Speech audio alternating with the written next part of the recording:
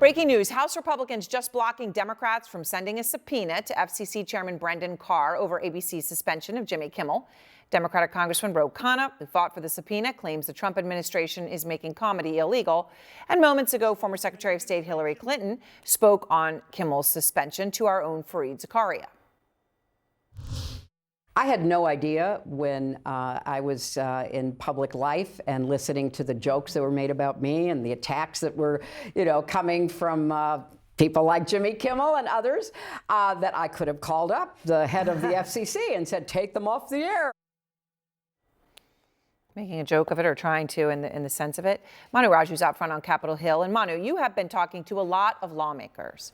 And, just to be clear here, after the horrific assassination of Charlie Kirk, there were some Republicans, people like Ted Cruz, who spoke out very clearly that even if speech is hateful, it is free and must be allowed.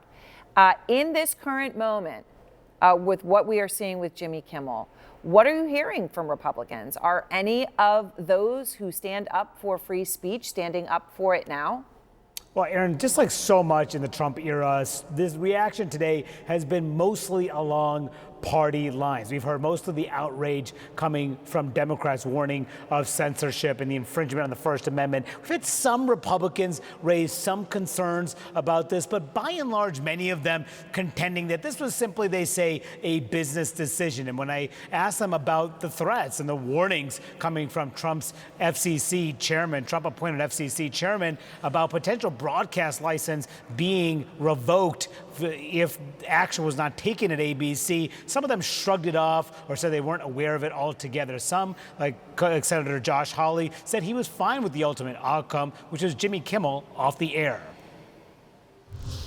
Well, wait, this isn't the government model. This is Disney, ABC. Well, the FCC was threatening taking action against ABC. No, Brendan Carr was out publicly warning you have one FCC guy. He's the chairman. Is the right dabbling in cancel culture?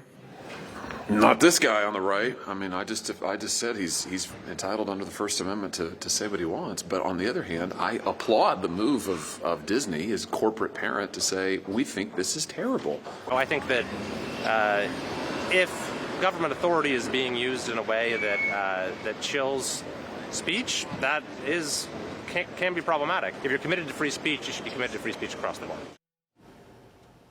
But for by and large, that comment came from Kevin Kiley. He's a swing district Republican. But by and large, though, Aaron, the response from Republican leaders has been to align themselves very much with Donald Trump, including the Speaker of the House, Mike Johnson, who had no issues with this whatsoever, despite himself fighting against what he considered cancel culture in the Biden administration. Aaron. Manu, thank you very much, and it'll be interesting to see. Even having a swing district Republican say what he said is something amiss. Jamal Smith is with me, Doug Heye is with me, and Jamal, let me start with you because you heard from Manu, right? You heard from that swing state Republican, obviously saying free speech is free speech, but that is not what most Republicans he spoke with said. They were defending it and saying, since ABC did it, I guess who cares if it was because they were threatened because they actually did it. Let's just move along here. What do you say to them? It's hypocrisy. It's just hypocrisy. The Democrats have put out a video on Instagram. I think people should take a look at. I don't often promote what the Democrats are up to, but on this one, they sort of did it the right way. It's just the words of Donald Trump and the words of J.D. Vance and the words of Pete Hegseth, all talking about protecting free speech. Elon Musk said, let's legalize comedy. And then Hegseth said, we need to make sure people, the point of free speech is to make sure people are saying things. It's free speech when we know they say things that we don't like. Those are the kind of comments and sentiments I think most Americans agree with. We've kind of settled this legally for a long time. It's just disturbing the president and the FCC chair decided that that's no longer true.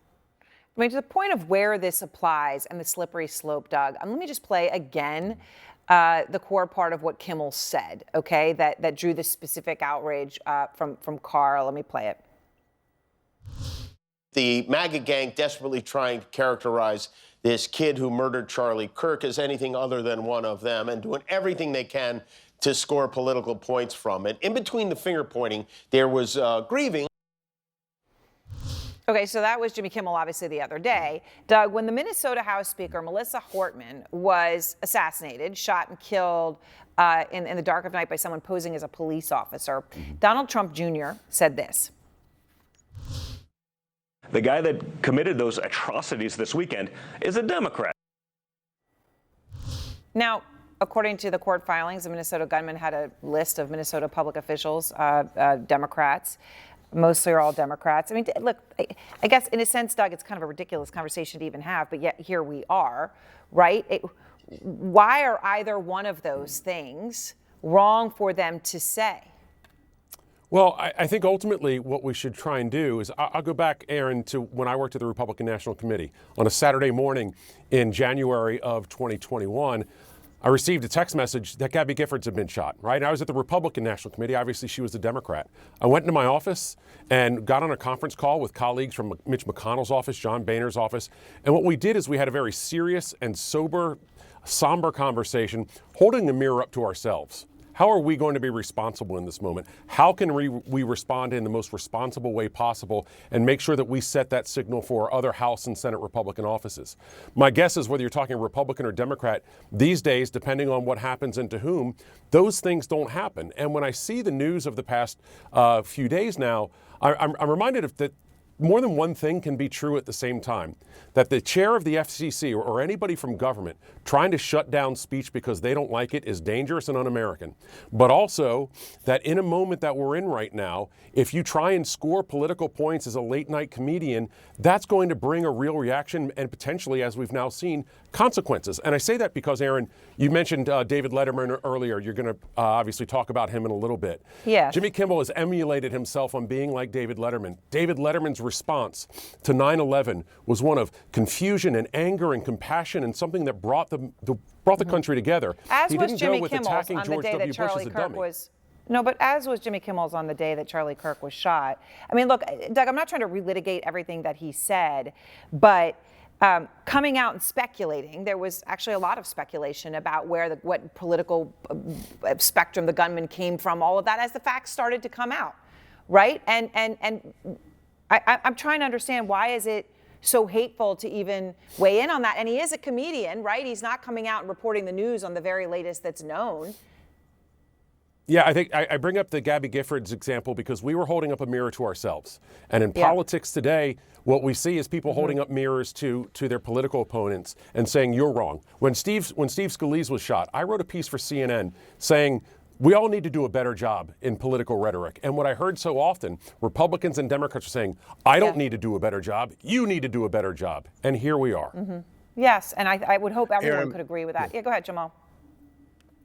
Aaron, here's what bothers me about not just this conversation, but also the way that the administration is trending. It's the censorship seems to be showing up in a variety of places. You know, when Confederate statues were up in front of many of the state houses, many Democrats and progressives said take them down, but not get rid of them. Not talk about the Confederacy. Let's move them somewhere. Let's not have an honor. Let's not honor the Confederacy, right? But now we know the President of the United States has ordered the National Park Service to start going through and scrubbing images of slavery and what happened with Native Americans from public places. So we're not having an argument about how we talk about our history. We're having an argument about whether we talk about hard parts of our history. And that's what has me concerned about this particular conversation. At some point, you know, we are going to have a conversation again about the ideas that were being put forth at Turning Point USA. And when we have a conversation about that, it's not whether or not we talk about it, but how we talk about it is going to be incredibly important. All right, thank you both very much. I do appreciate talking to both of you always. You both know that.